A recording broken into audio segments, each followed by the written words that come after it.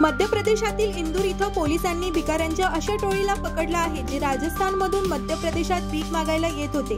या 22 जणांची टोळी शहरातील विविध भागात दिवसभर भीक मागायची आणि रात्री हॉटेलमध्ये मुक्काम करायची।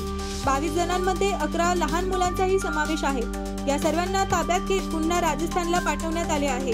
महिला आणि बाल कल्याण विभागाच्या एका अधिकाऱ्याने सांगितले की मंगळवारी मिळालेल्या एका तक्रारीच्या आधारे पोलिसांनी तपास केला। या तपासात राजस्थानहून 22 जणांची टोळी भीक मागण्यासाठी इंदूरला आल्याचे समोर आले। हे सर्व लोक एकाच हॉटेलमध्ये मुक्कामाला होते। त्यात 11 अल्पवयीन मुलांचाही समावेश होता, तर इतर महिला होत्या। हे लोक शहरातील विविध ठिकाणी दिवसभर भीक मागत होते आणि त्यानंतर रात्री हॉटेलमध्ये जाऊन झोपत होते, असं त्यांनी म्हटलं। या सर्व लोकांना समज देऊन राजस्थानच्या त्यांच्या मूळ गावी सोडून देण्यात आले आहे।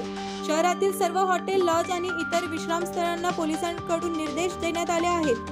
भीक मागणाऱ्या कुठल्याही व्यक्तीला हॉटेलमध्ये जागा देऊ नये, अन्यथा संबंधितांवर योग्य ती कारवाई करू, असं पोलिसांनी म्हटलं आहे।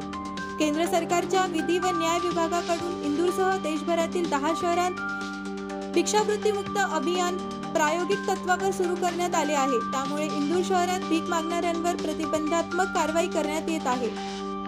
काही महिन्यापूर्वी जेव्हा इंदूरमध्ये भिकारी मुक्त अभियान चालवले तेव्हा एका महिलेला पकडण्यात आले।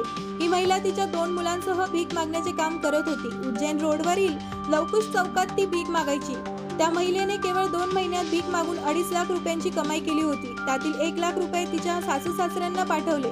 तपासात या महिलेची विविध ठिकाणी संपत्ती असल्याचंही उघडकीस आले आहे। या महिलेकडे 1 जमीन, 2 मजली घर, 1 बाईक, 20,000चा स्मार्टफोन आढळला। ही महिला ही राजस्थानची असल्याचं समोर आलं होतं।